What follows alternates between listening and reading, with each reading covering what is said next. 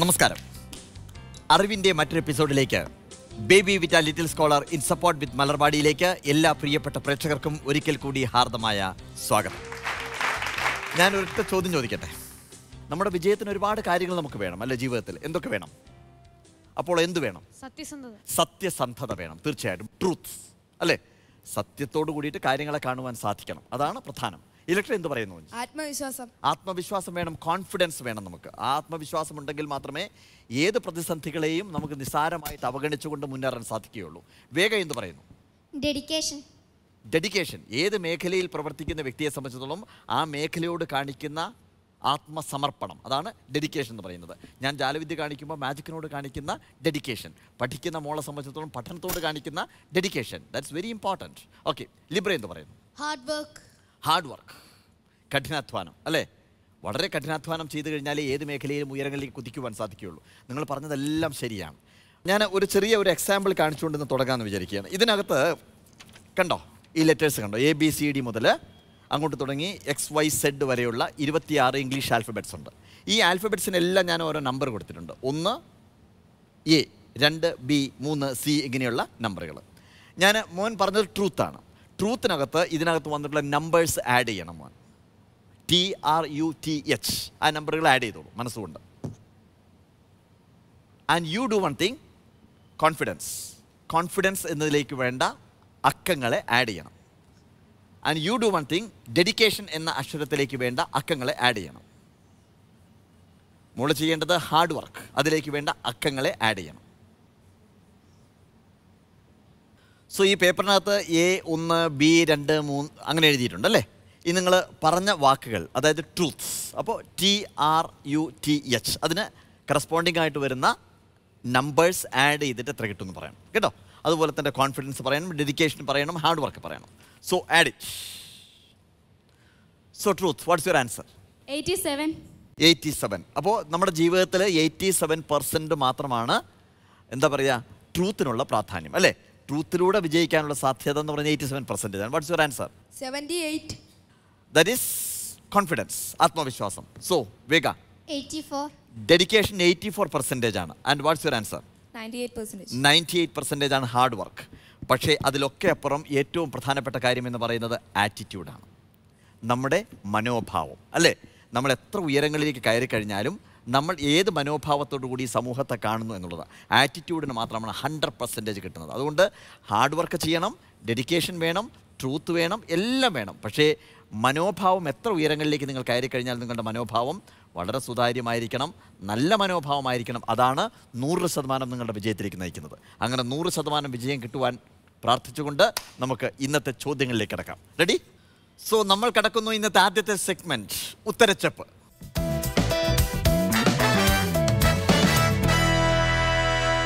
ഈ ഉത്തരച്ചെപ്പ് എന്ന് പറയുന്ന സെഗ്മെൻറ്റ് നിങ്ങൾ കണ്ടിട്ടുണ്ടാവും മുമ്പല്ലേ? 8 ചോദ്യങ്ങളാണ് ഇതിനകത്തുള്ളത്. ഒരു ഗ്രൂപ്പിന് 2 ചോദ്യങ്ങൾ കിട്ടും.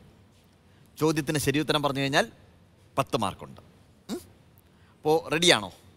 ചോദ്യം ചോദിക്കാം. ഇവിടുന്ന് അപ്പോളോയിൽ നിന്ന് ചോദിച്ച് ഇലക്ട്രയിലേക്ക് വന്ന, വേഗയിലേക്ക് വന്ന, ലിബ്രയിലേക്ക്. ആദ്യത്തെ ചോദ്യം അപ്പോളോയോടാണ്. ചോദ്യം ഇതാണ്, കേട്ടോളൂ. ഗസയിലെ കുഞ്ഞുങ്ങളെ കൊന്നൊടുക്കിയ ഇസ്രയേലിൻ്റെ ഭീകരതയ്ക്കെതിരെ പല വിധത്തിൽ പ്രതികരിച്ച് ശ്രദ്ധേയനായ ഫുട്ബോൾ കളിക്കാരനാണ് 2014 യൂറോപ്യൻ ഫുട്ബോളറായി തിരഞ്ഞെടുക്കപ്പെട്ടത്. അദ്ദേഹത്തിൻ്റെ പേര് എന്താണ്? ഓപ്ഷൻസ് ഉണ്ട്. Lionel Messi, Cristiano Ronaldo, Miroslav Close, David via. Cristiano Ronaldo. Perfect answer. The first answer. Congratulations. Very nice. So you got 10 marks. Cristiano Ronaldo ആരാണ് ഒന്ന് പറയാം വിശദമായിട്ട്. റിയൽ മാഡ്രിഡിലെ കളിക്കാരനാണ് അദ്ദേഹം, അതറിയാം. പോർച്ചുഗീസുകാരനാണ്. 2 തവണ അദ്ദേഹം ഏറ്റവും മികച്ച കളിക്കാരനായി തിരഞ്ഞെടുക്കപ്പെട്ടിട്ടുണ്ട്. ഏറ്റവും കൂടുതൽ പ്രതിഫലം വാങ്ങിക്കുന്ന ഒരു കളിക്കാരനാണ് അദ്ദേഹം, ക്രിസ്ത്യാനോ റൊണാൾഡോ. Very nice. ഞാൻ പ്രാർത്ഥിച്ചത് അതായിരുന്നു, ആദ്യത്തെ ഉത്തരം തെറ്റിപ്പോകരുത് എന്നുള്ളതായിരുന്നു. സോ നിങ്ങൾക്ക് വേണ്ടി പ്രാർത്ഥിക്കുന്നത് ഉത്തരം തെറ്റരുത് എന്നുള്ളതാണ്. ഇലക്ട്ര, നിങ്ങളോടുള്ള ചോദ്യം ഇതാണ്. ചോദ്യം കേട്ടോളൂ. സ്വാതന്ത്ര്യ സമരകാലത്ത് നടന്ന 4 സമരങ്ങളുടെ പേരുകളാണ് പറയുന്നത്. ഇവയിൽ ഒന്നൊഴിച്ചുള്ളവയെല്ലാം ജാതീയതയ്ക്കെതിരായ സാമൂഹിക പ്രതികരണങ്ങളായിരുന്നു. ഇനി പറയുന്നവയിൽ ജാതിക്കെതിരെ അല്ലാതെ നടന്ന പ്രതികരണം ഏതാണ്? 1 വില്ലുവണ്ടി സമരം, 2 കല്ലുമാല സമരം, 3 വൈക്കം സത്യാഗ്രഹം, 4 പട്ടിണി ജാഥ. പട്ടിണി ജാഥ. Perfect, very nice, congratulations. ഇനി 1-2 ചോദ്യങ്ങൾ ഞാൻ ചോദിക്കുകയാണ്. അതിൻ്റെ കണ്ടിന്യൂഷൻ ആയിട്ട് മാർക്ക് കിട്ടിക്കഴിഞ്ഞു എങ്കിലും ചോദിക്കുകയാണ്. ഏത് വർഷമാണ് പട്ടിണി ജാഥ ഉണ്ടായത്? അറിയില്ല. 1936 ആരാണത് നയിച്ചത്? AKG ആണ്. AK ഗോപാലനാണ്. എവിടെ നിന്ന് എവിടത്തേക്കായിരുന്നു പട്ടിണി ജാഥ? കണ്ണൂരിൽ നിന്നും മദ്രാസിലേക്കായിരുന്നു പട്ടിണി ജാഥ നടന്നത്. അന്ന് മദ്രാസ് ഗവൺമെൻറ്റിൻ്റെ കീഴിലായിരുന്നു മലബാർ. അപ്പോൾ ഭരണാധികാരികളെ ബോധ്യപ്പെടുത്താൻ വേണ്ടി പട്ടിണിയെക്കുറിച്ചും അതുപോലെ തന്നെ അന്നത്തെ തൊഴിൽ വ്യവസ്ഥയെക്കുറിച്ചുമൊക്കെ ബോധ്യപ്പെടുത്താൻ വേണ്ടിയിട്ട് നടത്തിയ AKG നയിച്ച ഒരു വലിയ സമരമായിരുന്നു പട്ടിണി ജാഥ. ഓൾറൈറ്റ്, 3-ാമത്തെ ചോദ്യം വേഗയോട്. ചോദ്യം ഇതാണ്. താനൂർ കടപ്പുറത്ത് വെച്ച് അറസ്റ്റ് ചെയ്യപ്പെടുകയും ബ്രിട്ടീഷുകാർക്കെതിരെ ജപ്പാന് വേണ്ടി ചാരപ്രവർത്തനം നടത്തി എന്ന് പറഞ്ഞ് ബ്രിട്ടീഷുകാർ തൂക്കിക്കൊല്ലുകയും ചെയ്ത മലയാളി സ്വാതന്ത്ര്യസമര സേനാനിയുടെ ജീവിതത്തെ ആസ്പദമാക്കി അടുത്തിടെ ഒരു മലയാള സിനിമ പുറത്തിറങ്ങിയിട്ടുണ്ട്. സിനിമയുടെ പേര് 1943 സെപ്റ്റംബർ 10 എന്നാണ്. കേരള ഭഗത് സിംഗ് എന്ന് വിശേഷിക്കപ്പെടുന്ന ആ ധീര രക്തസാക്ഷി ആരാണ്? ഇതാണ് ചോദ്യം. ഓപ്ഷൻസ് ഇതൊക്കെയാണ്. Muhammad Abdurahiman Sahib, K Kelappan, Vakkom Abdul Khader, Chempakaraman Pillai. I'm sorry, it's a wrong answer. ഇതിൻ്റെ കറക്റ്റ് ആൻസർ വക്കം അബ്ദുൽ ഖാദറാണ്. മുസ്ലിമുകൾക്കിടയിൽ സാമൂഹിക പരിഷ്കരണം വരുന്നതിന് വേണ്ടിയിട്ട് സ്വാതന്ത്ര്യ സമരത്തിൽ പങ്കെടുക്കുകയും അതിനുവേണ്ടി പ്രവർത്തിക്കുകയും ചെയ്ത ആളാണ് വക്കം അബ്ദുൽ ഖാദർ.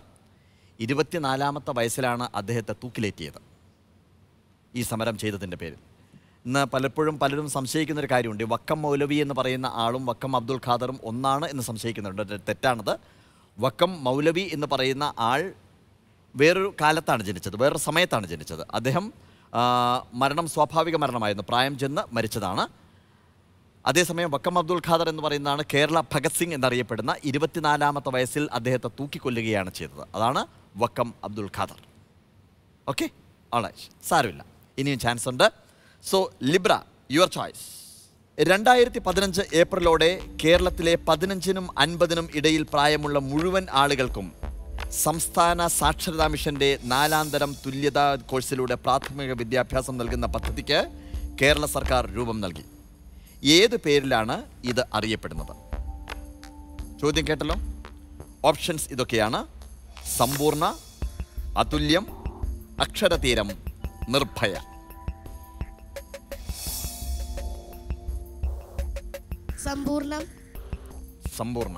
സമ്പൂർണ്ണ എന്ന് പറയുന്ന ഉത്തരം തെറ്റാണ്. യഥാർത്ഥ ഉത്തരം അതുല്യം ആണ്. അതുല്യം ആണ് ഇപ്പോൾ സാക്ഷരതാ മിഷൻ പ്രഖ്യാപിച്ചിരിക്കുന്ന ഈ ഒരു പുതിയ പദ്ധതി. അതാണ്. സാരമില്ല, ഇനിയും ചാൻസ് ഉണ്ട് കേട്ടോ. ഓൾ റൈറ്റ്, അപ്പോൾ 4 ചോദ്യങ്ങൾ കഴിഞ്ഞു. ഇനിയും 4 ചോദ്യങ്ങൾ അവശേഷിക്കുന്നുണ്ട് ഉത്തരച്ചപ്പിൽ. അതിലേക്ക് കിടക്കുന്നതിന് മുമ്പ് എ ലിറ്റിൽ ബ്രേക്ക്.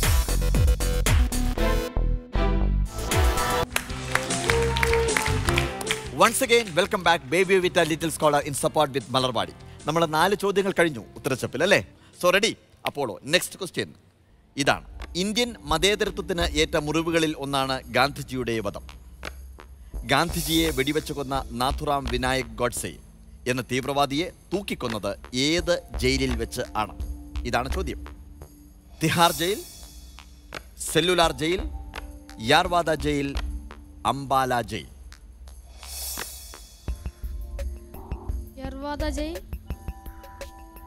യാർവാദ ജയിൽ എന്നത് തെറ്റായിട്ടുള്ള ഉത്തരമാണ്. യാർവാദ ജയിലിൻ്റെ പ്രത്യേകത മഹാത്മാഗാന്ധി അറസ്റ്റ് ചെയ്യപ്പെട്ട് ജയിലിലാക്കിയത് യാർവാദ ജയിലിലാണ്. അതാണ് യാർവാദ ജയിലിൻ്റെ പ്രത്യേകത.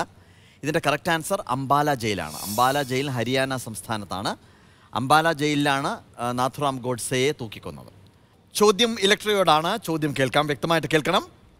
കോടതിയിൽ ഒരു കേസിൽ തീരുമാനമെടുക്കുന്നതിനാവശ്യമായ വിവരങ്ങൾ നൽകുന്ന ആ കേസിൽ കക്ഷിയല്ലാത്ത വ്യക്തിയോ സംഘമോ ആണ് അമിക്കസ് ക്യൂറി. കോടതിയുടെ സുഹൃത്ത് എന്നാണ് അമിക്കസ് ക്യൂറി എന്ന പദത്തിൻ്റെ ലാറ്റിൻ ഭാഷ അർത്ഥം. തിരുവനന്തപുരം ശ്രീ പത്മനാഭസ്വാമി ക്ഷേത്രത്തിലെ സാമ്പത്തിക ക്രമക്കേടുകളെപ്പറ്റി അന്വേഷിക്കാൻ സുപ്രീം കോടതി നിയമിച്ച അമിക്കസ് ക്യൂറി റിപ്പോർട്ട് സമർപ്പിച്ചു. അതിനുശേഷം രാജിവെക്കുകയും സുപ്രീം കോടതിയുടെ തന്നെ നിർദ്ദേശപ്രകാരം വീണ്ടും അതേ സ്ഥാനം ഏറ്റെടുക്കുകയും ചെയ്ത ജഡ്ജി ആരാണ് എന്നുള്ളതാണ് ചോദ്യം. 4 ഓപ്ഷൻസ് ഉണ്ട്. Justice P Sadasivam, justice Gopala Subramaniam, justice H L Dattu, justice A M Ahmadi.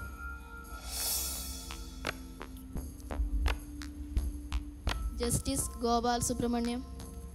Justice Gopala Subramaniam correct answer ആണ്. Congratulations, very nice. അടുത്ത ചോദ്യം വരുന്നത് വേഗയിലേക്കാണ്. ചോദ്യം കേൾക്കാം. സാധാരണ ജനങ്ങളെ സംബന്ധിച്ചിടത്തോളം ഏറെ സഹായകമായ ചില നിയമങ്ങളും അവകാശങ്ങളും അടുത്ത കാലത്ത് കേന്ദ്ര സംസ്ഥാന സർക്കാരുകൾ കൊണ്ടുവന്നിട്ടുണ്ട്. ഇനി പറയുന്ന അവകാശങ്ങളിൽ ഒരെണ്ണം കേരള സംസ്ഥാന സർക്കാർ രൂപം കൊടുത്തത് ആണ്. ഏതാണ് അത് എന്നുള്ളതാണ് ചോദ്യം. 4 നിയമങ്ങളാണ് ഞാൻ വായിക്കുന്നത്, ശ്രദ്ധിച്ച് കേൾക്കണം. സംസ്ഥാന ഗവൺമെൻറ്, കേരള സംസ്ഥാന ഗവൺമെൻറ്റിൻ്റെ നിയമം ഏതാണ് എന്നുള്ളതാണ് ചോദ്യം.